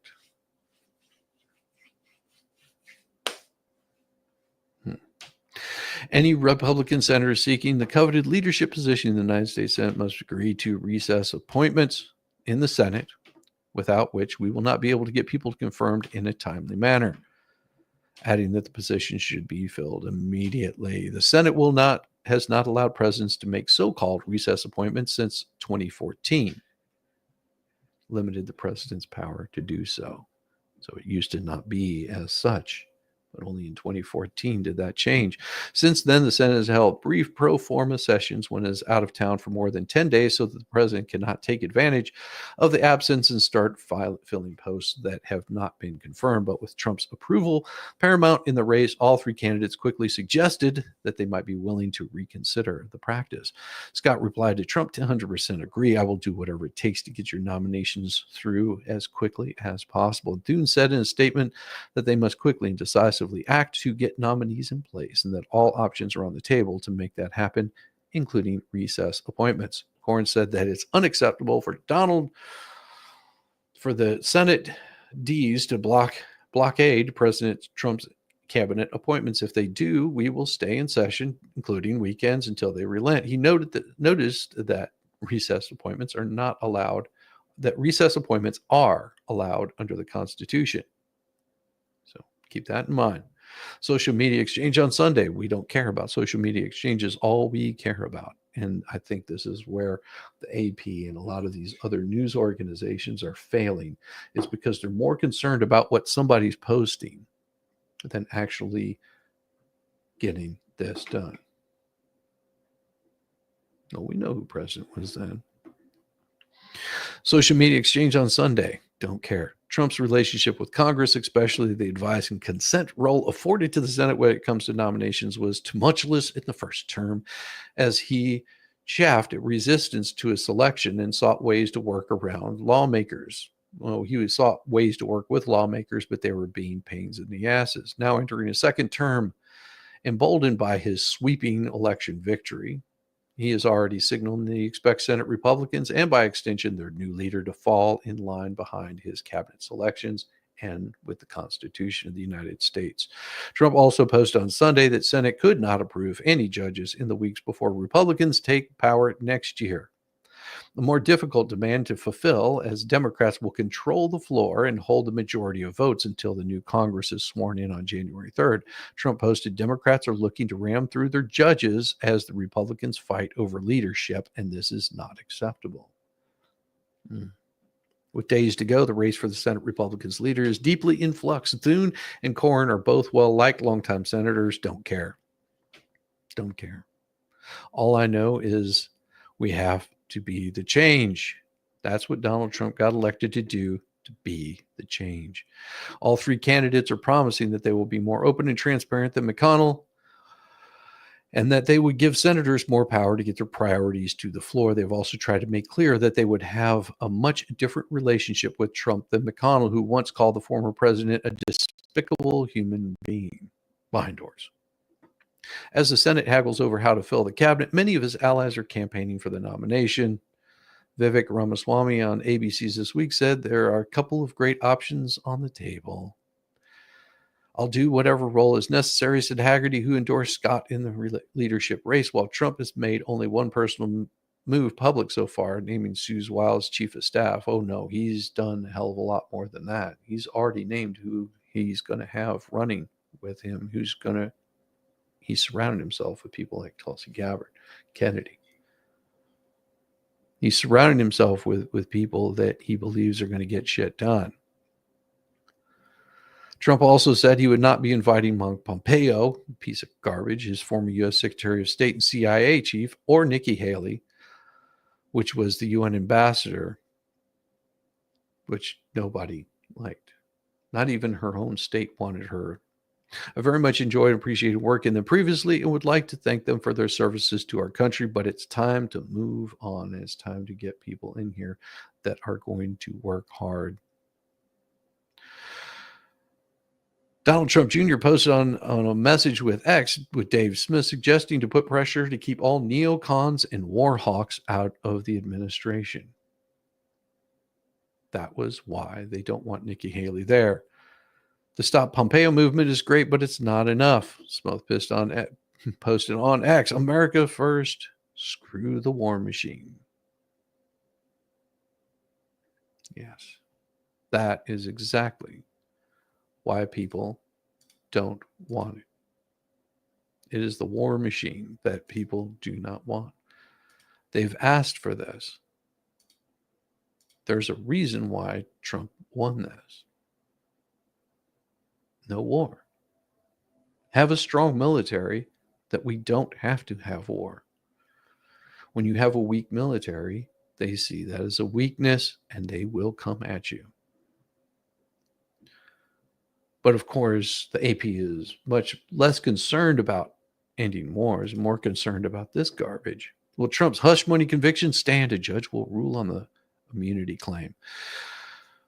A gut punch for most defendants, Donald Trump turned his criminal conviction into a rallying cry. His supporters, I'm voting for the felon on t-shirts, hats, lawn signs. The real verdict is going to be November 5th by the people. Trump proclaimed after his conviction in New York last spring on 34 counts of falsifying business records.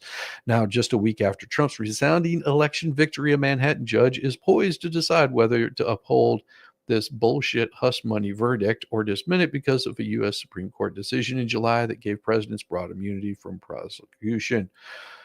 Merchan said he will issue a written opinion Tuesday on Trump's request to toss his conviction and either to order a new trial or dismiss the indictment entirely. Merchan has been expected to rule in September, but put it off to avoid any appearance that he was trying to sway the election. No, it's because they knew it would have just bolstered his numbers even more. This decision could be on ice again if Trump takes over other steps to delay or end the case. If the judge upholds the verdict, the case would be on track for sentencing November 26th, though that could shift or vanish depending on appeals and other legal maneuvers because you don't know anything about the law. Trump's lawyers have been fighting for months to reverse his conviction.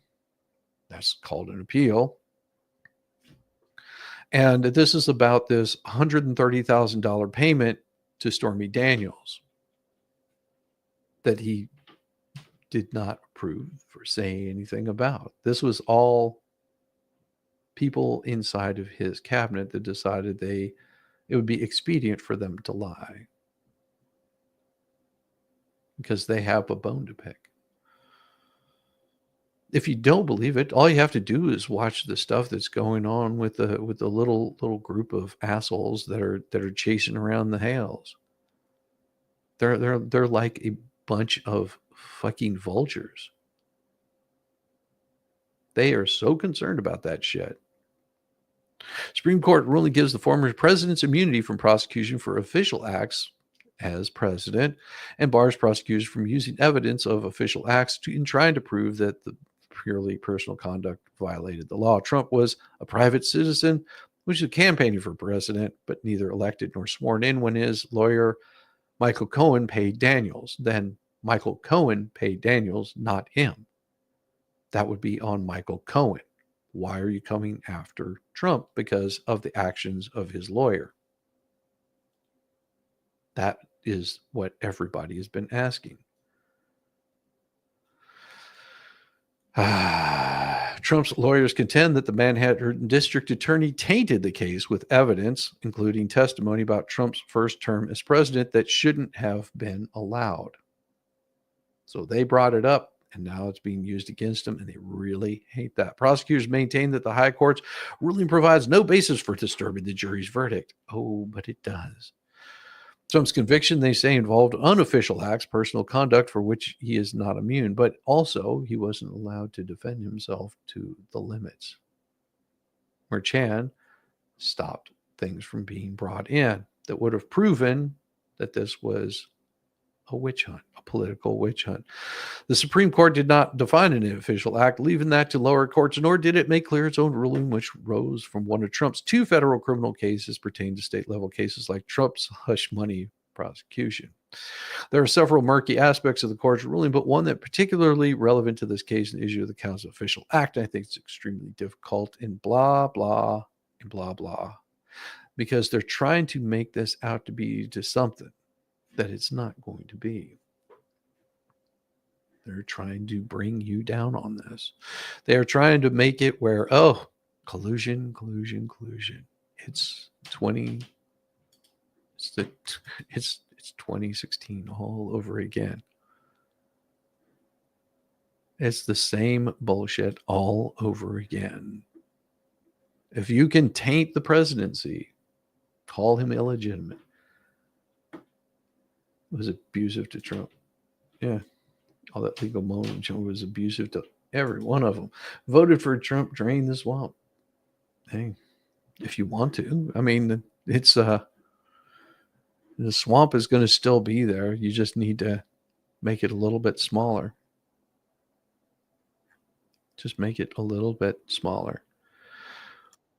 What you need more of is fathers like this. You're gonna see this is the kind of people we need out here more often than not. I just got pulled over. Pulled over. Game over. License, registration, and insurance, please. Dad, we've been through this. You can't just pull me over because you see my car on the road. I was just making sure you're okay. I just got... We need more dads like that out there.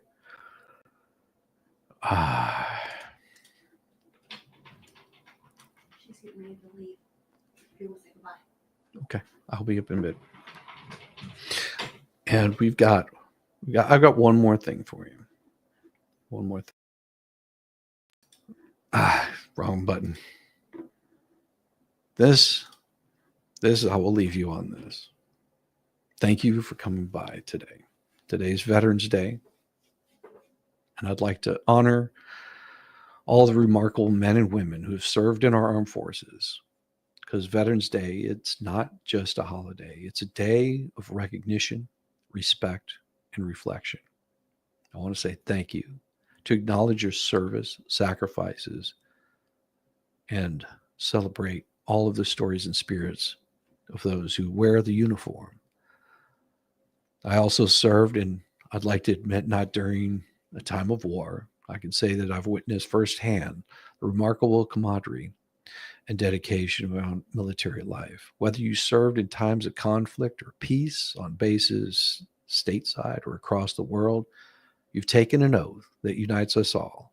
We share an understanding, a bond that goes beyond titles and ranks. There's something unique about the military experience that only veterans can truly understand. It's the fine art of picking up shit in under 10 minutes and leaving, or finding just how many uses for duct tape, or sitting through a long briefing for the 100th time. You can forget that signature military cuisine. If you've ever had an MRE or cafeteria meatloaf, you've proven you're up for just about any challenge life can throw your way. Each of you that are veterans took a leap to do that many did not. You answered a call, whether driven by a duty, a sense of adventure, or just because you wanted to see the world. Whatever reason you signed up to serve, knowing the risks, but hoping to make a difference. To those served in war, you faced dangers most people can only imagine. To those who served in times of peace, you were the backbone, keeping us prepared, keeping us ready, holding the line so we could face whatever was to come next. I want to recognize all the unsung heroes that supported veterans every day, our families, loved ones. They bore the burden, waiting, hoping, keeping us going.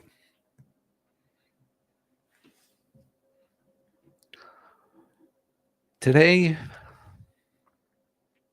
we've got a future of committing to support these veterans. It's not just about putting on parades or ceremonies once a year.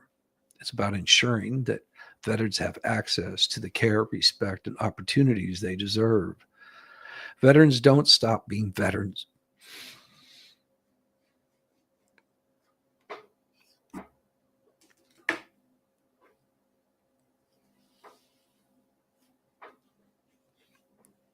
They're part of our communities, our workplaces, and our families. To every veteran, young, old, combat tested, peacetime ready, thank you. Thank you for stepping up. Thank you for showing the world the best of what we can be. Thank you for putting up with some of the most unique living situations and fashion choices. Yeah, those birth control classes are a thing. This country is better for your service. You've given it. We're all proud to be part of a nation that calls you its own. And God bless you, your families, and most of all, this beautiful country. Thank you. Bless your heart. I thought I was the only mentally challenged one here.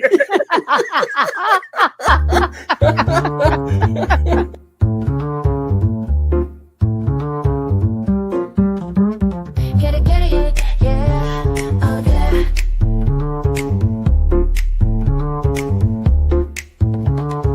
Early morning, rise and shine. Coffee's brewing, feeling fine. News is out and on the air. Shizzy Whiz nuts wild, but we don't care. Morning, Whiz and Coffee. Talk the news, he's a tease. Laugh it off, we're on the go. Shizzy Whiz nuts, start the show. Let's go. Get it, yeah, oh yeah. Headlines spinning in the breeze. Stupid jokes, he's such a tease. Sip the Java, wear a smile. Pants are off, but stay a while. Morning, Whiz and Coffee. Talk the news, he's a tease. Laugh it off, we're on the go. Shizzy Whiz, let's start the show. Let's go. Get it, yeah, oh yeah.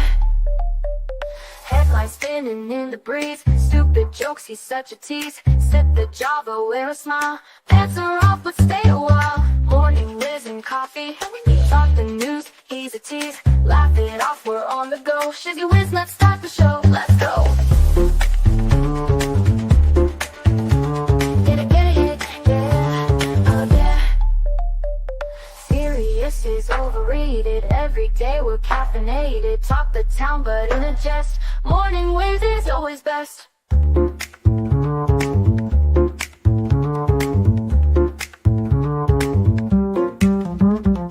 Clock is ticking, time to run. Morning show's a load of fun. Grab your mug, don't spill a drop. Laugh your ass off till you pop.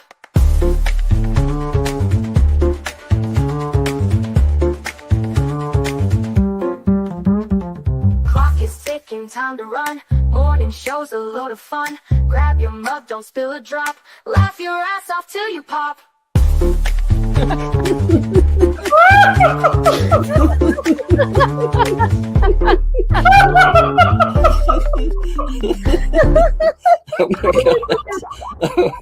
Oh my god, Shizzy breaks Larry.